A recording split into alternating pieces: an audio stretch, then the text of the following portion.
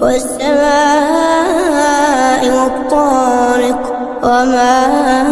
أدراك ما الطارق النجم الثاقب كل نفس لما عليها حافظ فلينظر الإنسان مما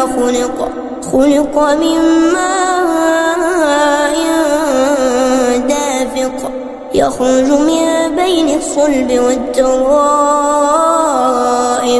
إنه على رجعه لقادر يوم تبلى السرائر فما له من قوة ولا ناصر والسماء ذات الرجع والأرض ذات الصدع إنه لقول فصل.